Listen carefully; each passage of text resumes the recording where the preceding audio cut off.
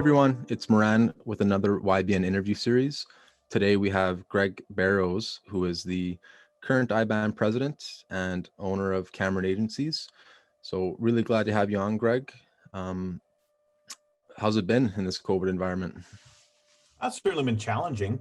Having said that, every challenge usually presents a new opportunity. So it's for as odd as it's been exciting.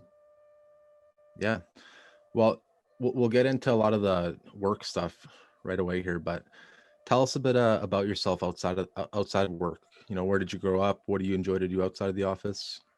Sure. So I was born and raised in Hardy, Manitoba, a small town southwest of Brandon, about 50 miles. Grew up in a rural setting. Took all my high school there. Involved in pretty much all kinds of sports, the outdoors a lot as well, both hunting, fishing, anything surrounding nature. From there, went on to Brandon University, took believe it or not, a degree in zoology and botany. So a 4-year BSc, and I guess you could say nothing what I really do now. I worked in that field for a while as a wildlife biologist, both with aviation, big game, a number of different bird species. Loved what I did, but I soon come to realize my favorite hobby that I like to do wasn't necessarily the thing I wanted to put my career path on. So through a series of just call it coincidences, whatever else occurred, I ended up getting onto a path of insurance in about 2001, 2002, somewhere in there. Awesome. And I've talked to a few people now, and most people I think didn't enter insurance entirely intentionally from the beginning, but yours is certainly the most unique transition I've heard. That's for sure. But moving on here, so in terms of I know you got a lot going on. You're the IBAM president, which I know has a ton of commitments, especially for the year that you're the president that's elected. But beyond that, obviously, you're the owner of Cameron Agencies, which you're also the president of. And just doing some research on you, I see that you also run another company called Melita Resources. So all the things you're involved with, being a family man as well, how do you manage your time and really deal with all those? I think probably the biggest key or thing that I kind of thrive on would be competition and focus.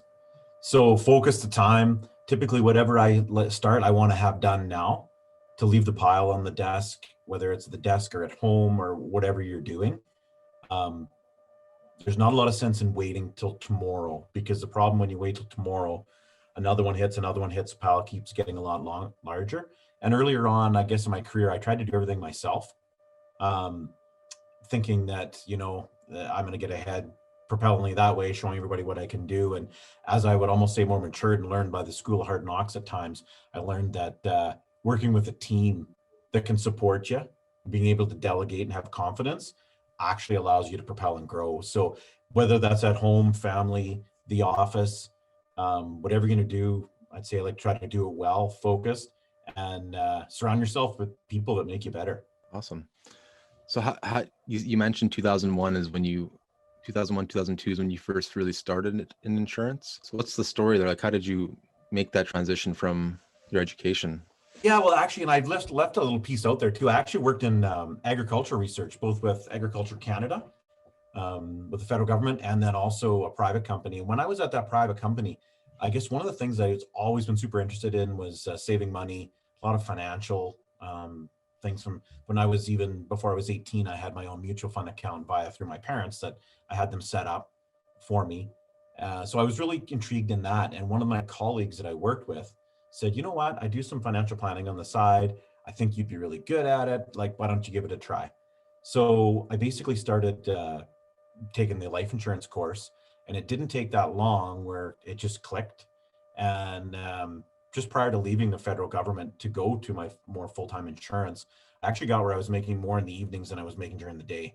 And I was finding it far more rewarding, less hassling, felt I was making a difference.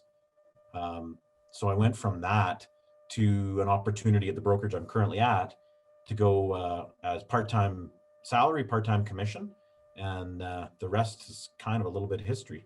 It's I just briefly talk about myself. It sounds like you had an interest in that from the get-go, right? But I can give you a story for me. Like growing up, I was kind of geeky. I liked tech and electronics, and obviously insurance has a huge sales aspect to it.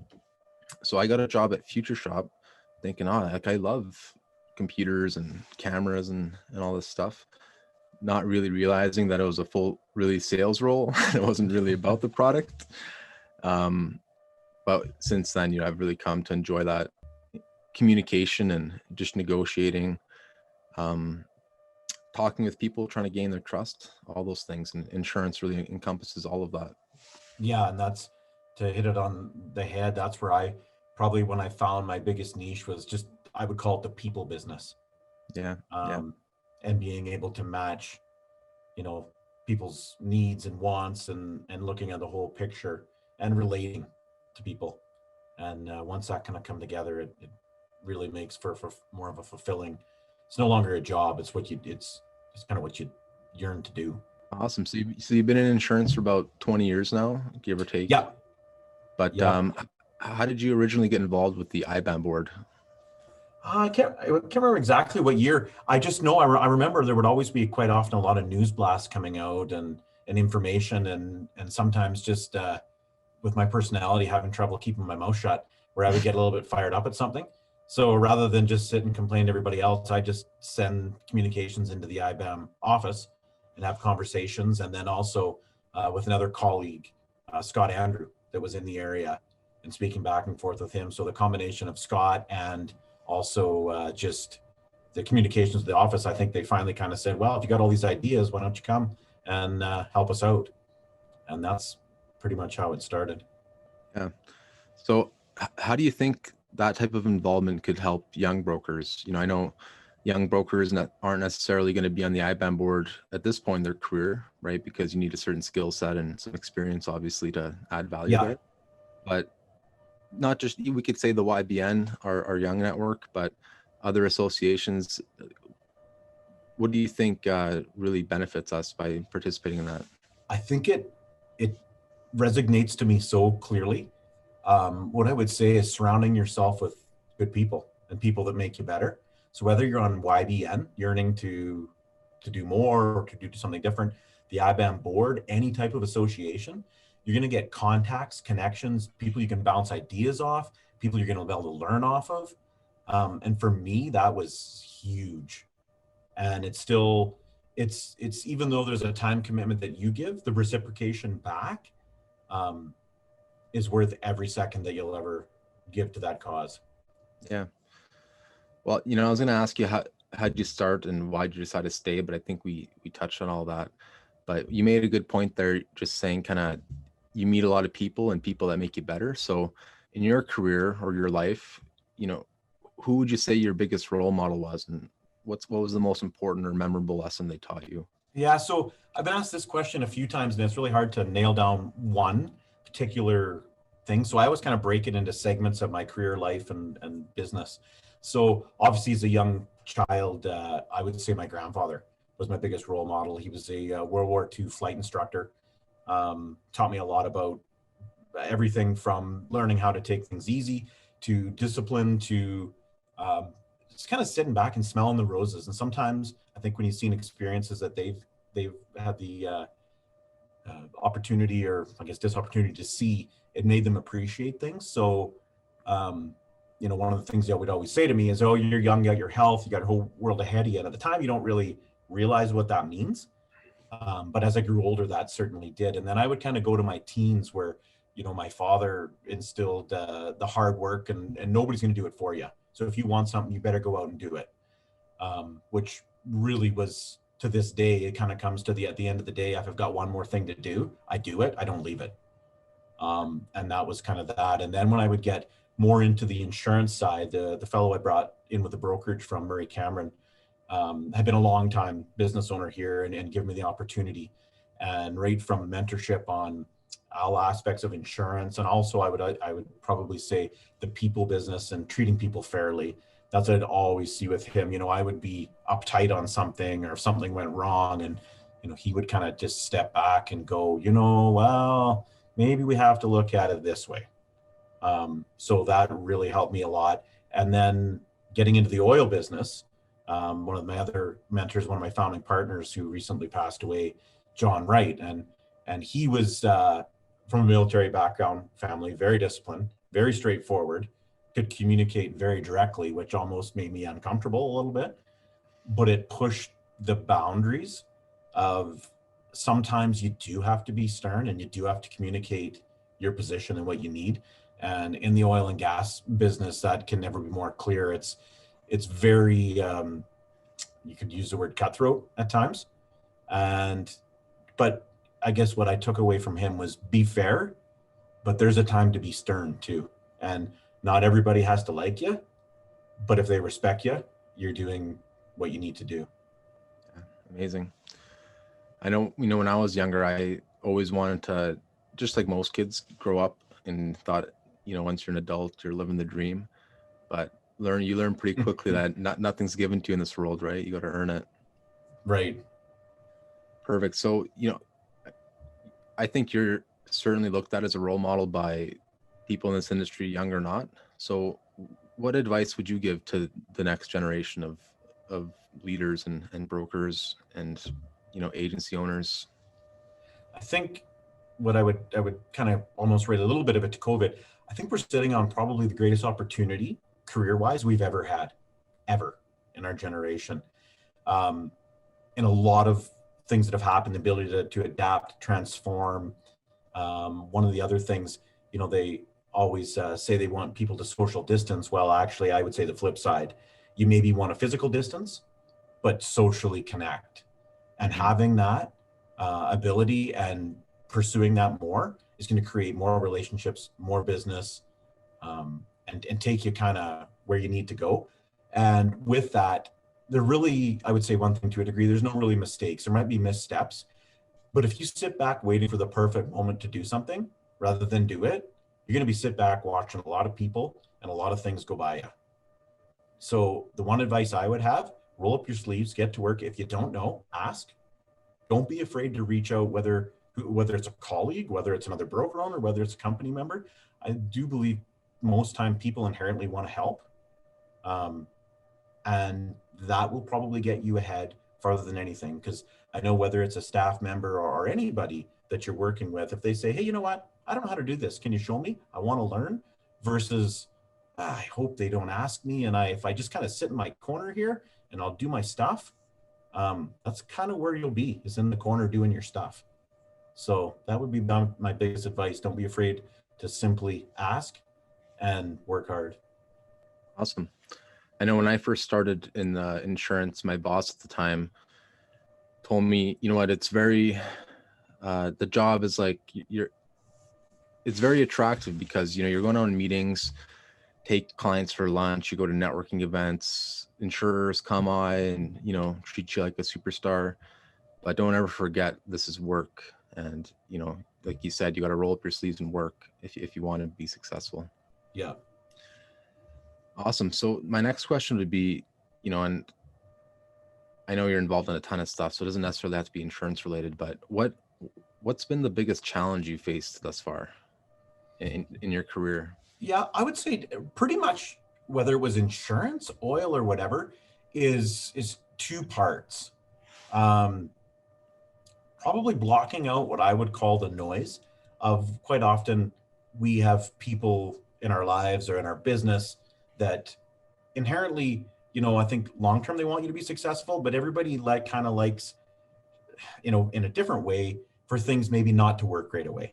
So you sometimes let that noise get to you. And as soon as you let that noise get to you, you start to suddenly think, geez, I don't know if I can do this. So as an example, I remember when I took the final transition, so I was full-time federal government, pension benefits, everything that everybody tells you when you grow up that you should have, I had it. And I quit. And I remember just even around the community, friends and everything, and some would say things, some wouldn't. They didn't have to. They look at you like you've actually lost your mind. And there's a moment of self-doubt when you try to start where you have to be able to block that out and go, you know what, I can do this. The same thing would be when we looked at starting our oil company. So when we started our oil company, we had three guys: a guy who knew how to drill oil wells, an accountant who was an accountant, very well, CPA, knew oil, and myself, which was technically supposed to be the business idea person, money, capital, business planning strategy. I didn't hardly know anything about oil. And I remember we drilled our first 3 wells, and it was about $3.5–4 million when we first started raising the funds. We were actually starting before we even had the money, which is insane if I were to look at that now. What was I thinking? But we managed to pull it off, and we did it. And I remember through that time, a couple people saying, and just different comments. And one person said, this is a joke. You don't even have a geologist. And I think my response was, no, you're right. We don't, but I know one. So looking back, if you put that all on a checkerboard, you probably would never do it. Having said that, just the focus and to say, you know what, I can do it, and I'm going to try. If I was still waiting for the perfect moment to have all those positions, I'd still be waiting. Yeah, I think we can all look back and think of how certain decisions led into other ones to it got you to where you are, and if you went back and listened to those people. Just a quick example for myself, I'm first generation Canadian.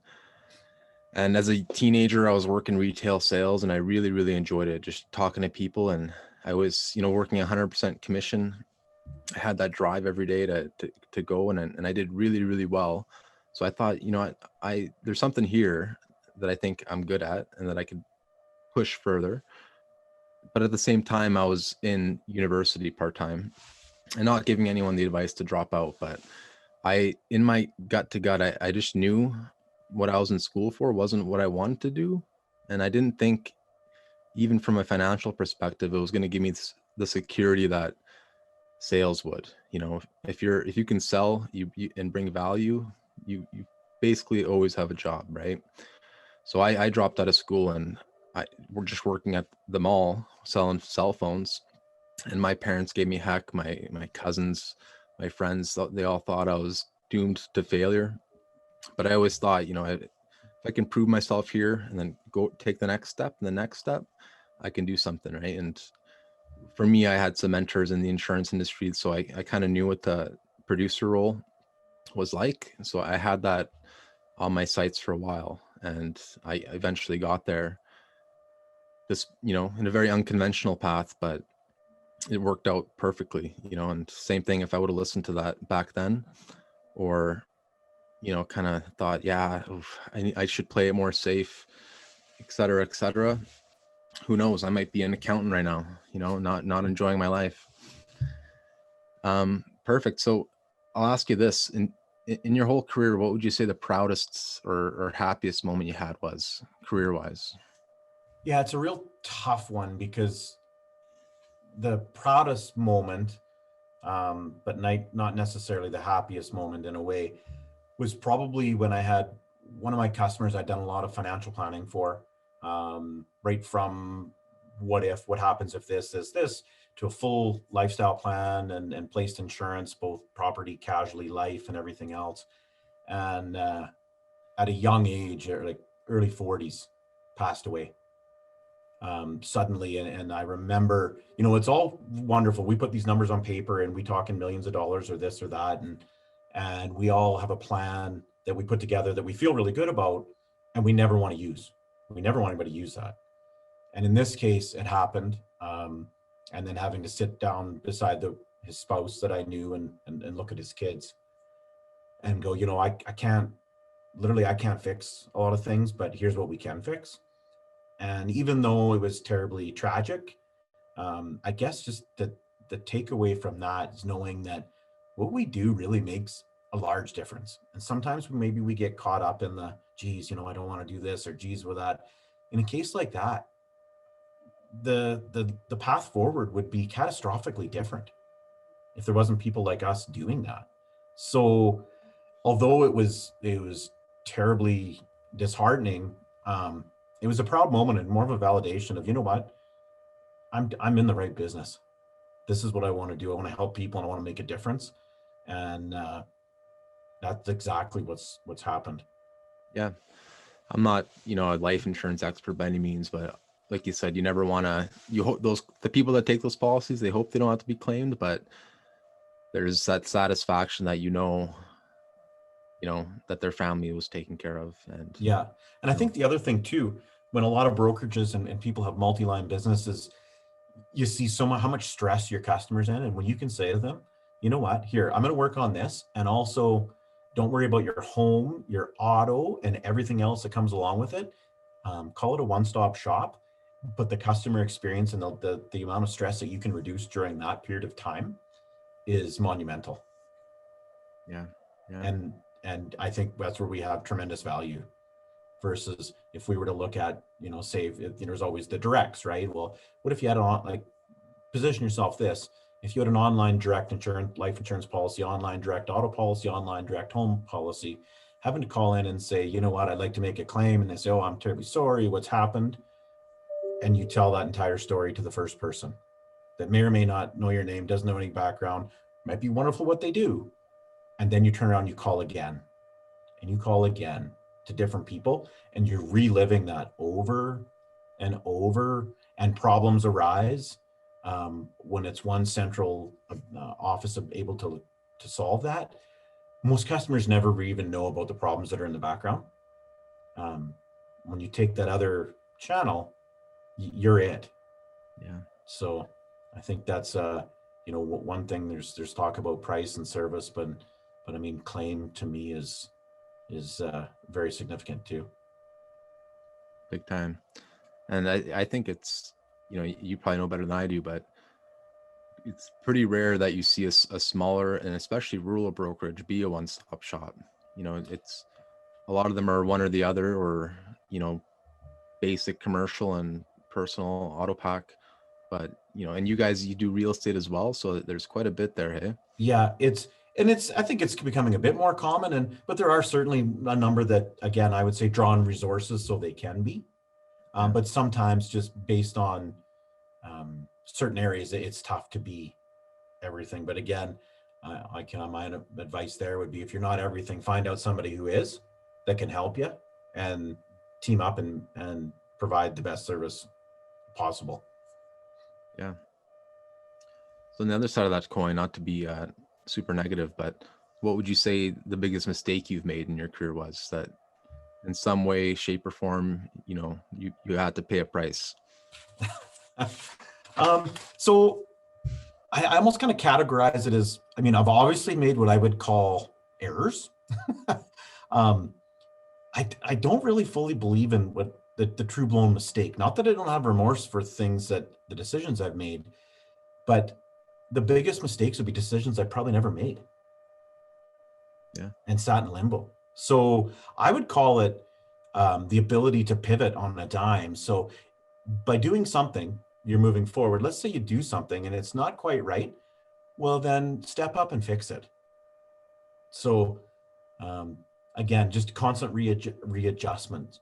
So have I made errors and judgment errors and whatever? Absolutely. The only time I would ever really consider it a full-blown mistake is if I didn't do anything about it. Yeah. Didn't fix or didn't do to make it better. Yeah. So, no, I like that definition. So we'll use a different word then for this question. What sort of obstacles did you have to overcome to get to where you are today? Because you're very successful, clearly, business-wise, family. I'm sure you're a pillar in the community. So let's just talk on obstacles. Yeah, I think again, it kind of touches on before. The biggest obstacles I had to get over was myself, to a degree, is having the confidence to go, you know what, this is crazy, but I'm going to do it. And that little voice that talks in your head and says, geez, you maybe you bit off more than you can chew. Like, you should quit, you should do this, is just being able to shut that out, and then have the confidence to go up to somebody, whether it's a client or prospective client, and actually communicate. So, because quite often a lot of us think, I'm not going to call this person, or I'm not going to do that because they're never going to do business with me, or I don't think I can help them. They are this person and I'm here. I look back, I remember probably the first bigger account I ever got. I wrote the owner a letter. That dates it a while. It wasn't even hardly email. And just said, hey, I'm in business. This is what I know, da, da, da, da, da. I want to go forward. I'm just looking for a chance. And they phoned me. So that would definitely that the ability, and I still struggle with that today. I think that's something that's always ongoing, is just to have the confidence in yourself to go forward um, constantly. And then, there's always other obstacles, that things that you can't control. And I think another huge area in that is kind of put the things that I think, look at it like this: put all the things you can control in a bucket, focus on those. The ones that you can't control, there's really not a whole lot of sense in beating yourself up over it. You can't control it. So to put your energy over to that side, you're simply wasting it. So that would be kind of another obstacle, I think, is learning on that. And then one of the other ones, I would say I would almost call it my breakout, where I would, in my personal, both life, career and family and everything, would be to realize that you can't do it all yourself. You have to have other people. You have to trust them, and you have to keep growing and have them grow with you. You can't stay, because there was a time, I would work till from 6:30 in the morning till 11:30, 12 at night. And yeah, you did a lot of things, but the sacrifices you made in that probably weren't necessarily the best. If in my case, if I'd only realized, you know what, I don't have to do this. I can be smarter at what I do and trust more people and grow a team. And I would say that's where I'm kind of fortunate today. Awesome. I agree with everything you said. I know for me personally, at this point in my career, I have everything that I need, and the people I have, those people that I can lean on around me. So I strongly believe, what you said there is, you got to step out of your own way, right? That's really at the core of it. If we can cut out the fat, that's usually what the issue with most people. And yeah, just having the confidence, right? Like especially being younger, when I first started years ago in corporate, like business to business sales, in the telecom industry, I was 19, trying to call these big firms, and I was just thinking, who's gonna, you're your own worst enemy. Who's gonna give me the time of day? How can I help them?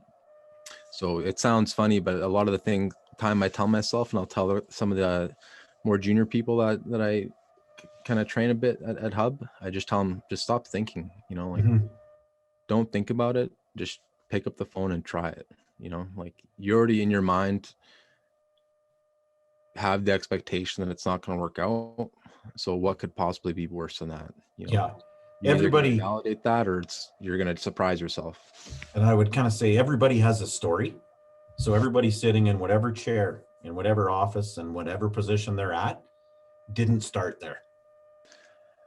So just talking, we've done a lot of reflection here, but what are your goals going forward? Whether it's, with IBAM or just your own agency, your oil and gas company, as a man. Yeah. So I guess I'll start one with our oil and gas company. We currently drill and produce oil and just sell for export. One of my longstanding goals, and probably one of those crazy things again, is that I want to be the first fully integrated company, oil and gas company in Manitoba, meaning that we'll produce and also refine our own product to end user. So basically make diesel fuel and other petrochemical products I've been working on forever. So that would definitely be a goal on that, is to be able to reach that. There's a lot of barriers on the way and a lot of your crazies all along, but I'm making headway on it. My agency, I guess, would be just to continue to grow, keep well-rounded individuals around, provide the best service I can. And I guess long-term, I really want to have a successful business that at some point in time, I can either pass on via, not necessarily pass on, I guess, have a transition to it. Maybe it's another successful young entrepreneur. Maybe it's somebody walking in the door saying, I just need a chance. Whether that's my family or a third party, I want to see a long-term success and strengthen the business and community around it, for sure. That would be probably the biggest thing there. And with IBAM, just keep continuing to get better, to communicate, to listen, to tackle our industry challenges, and just don't accept the status quo. if you're not growing, you're kind of going the other way. Perfect. What we'll just speak on some young broker stuff here, but you talked, I think, in the beginning of this interview how COVID is really, you thought, brought more opportunity than ever, but specifically for young brokers, what areas do you see as the biggest opportunity for them to grow in any role? Yeah, and I think with that, I would say just the constant yearning to get better, work harder, go the extra mile, do whatever you need to do in order to get things done. So right now, there's pros and cons, and I see it all around. There's certain businesses that are growing, some are simply struggling, and it's beyond their control outside of that box. But I would say in general in the service industry, and I know this might not be a popular comment, there's a lot of us that are using COVID as a cushion. As an example, if I call you and leave you a message saying, "Hey, can you give me a shout back?" And I don't hear from you for 4 days, and that's common. I'm not certain, but I don't think COVID prevents you from talking on the phone. So we really should have more time now. So when you call that person back. When they email you, get back to them. When they're looking after something, do it. Just keep click, click, click. And I think you're going to see a large segregation of those that can, and that those just accept the way they are. So those that can and will, I think are going to really grow. So whether that's you and your brokerage, or whether it's in your career, or whether that's carrier A growing over carrier B, but this is a time where you can really differentiate yourself. And I think long term, it's gonna be really hard for those that go, "Well, poor me, and it's bad, and I know this isn't good, and this isn't good. So, I just don't feel like it. So I'm sorry I didn't get back to you for a week and a half. I'm sorry I didn't do this. I'm sorry I didn't do that." Now's not the time. Yep. You can definitely tell that the COVID cushion is very real, especially, yeah, I mean, it happens with colleagues, of course, but Yeah. especially, And if you're trying to place a urgent piece of business, yeah, depending on who you get, sometimes it's impossible to get a phone call or just a response, and you would think it would be easier than ever, but yeah. again, those are So things, like you said earlier, those are things you can't control. So I get so, mad some days about that, but I did what I could at the end of the yeah. day. And I mean, don't get me wrong, some people have legitimate things that may have happened that are going to put obstacles in front of them. But overall, if some of us want the virtual environment to work from home, well, part of working from home is working. So Yeah. Awesome. My last question here for you, Greg, and you've given a ton of great advice already, but it's just specifically, what advice would you give to young brokers to thrive in their career? So yeah. let's, maybe if it's something that we can do short term, like what are things that we could do starting tomorrow and build on that day by day? I would say first thing you can do tomorrow is pick up the phone and make a new contact. Maybe it's a colleague in the industry you kind of know, but not really. Call them up, he or she up, say, "Hey, what do you think about this?" Call an underwriter, call a company, call a client. Make a new connection, learn immediately. That's something that I think that a person can do instantly. And then again, not everybody's a list person, but I always look at it like this: to see tangible results, whether it's an electronic list or whatever, make yourself lists, goals. I'm not sure if you've heard of SMART goals. It's simple, measurable, achievable, realistic, and time oriented. Mm-hmm. So I could say I want to be the president of the United States. I don't think that's probably any of those really. But I could also say, you know what, by the end of the month, I want to have this, and this, and then stagger those goals out. You should always be rewriting them forward, always looking forward, because if you're not looking forward, you're looking back.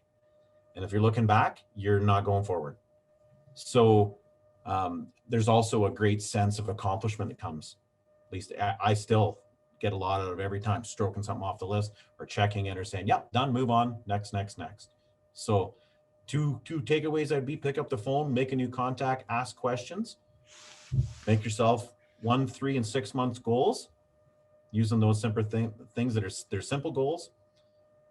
They're measurable, so you know if you've done them or not. They're achievable, and they're realistic and time-oriented.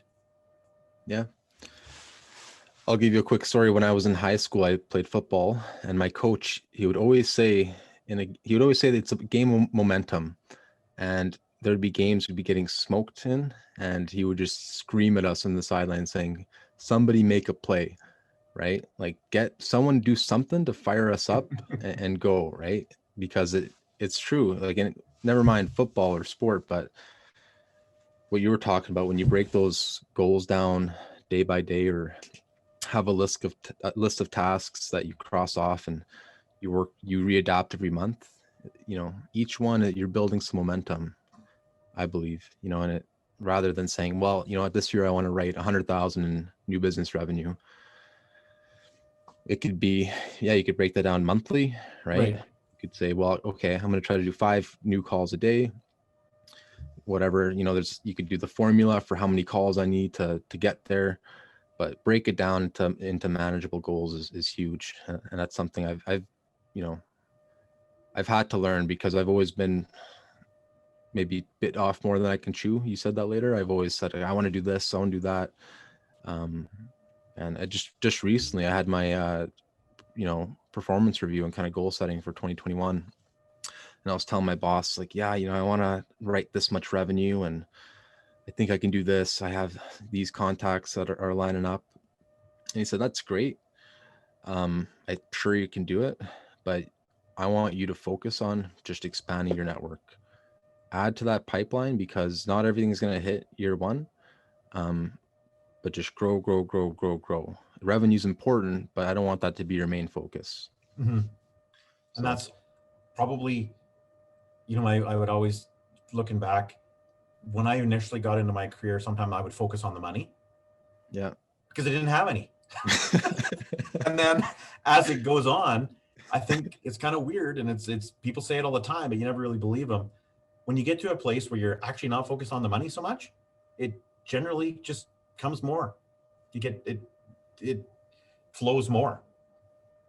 Yeah. So it kind of comes always to doing the right thing. Well, hey, Greg, that's a wrap here. I didn't have any other questions, but I just want to say thank you so much for taking the time in your day to do this. We really, really appreciate, all the great advice you gave. I know for me personally, it was awesome, but I know a ton of people are going to watch this and learn from it. And just, also doing such a great job with IBAM, especially in the environment we're in, with COVID and for a while there, the MPI agreement. So just want to say thank you for everything you do for the industry. Yeah, you're quite welcome. I wouldn't, it's kind of a thing. It always comes down to a team effort. So, but take care, and thank you very much. Thanks, Greg.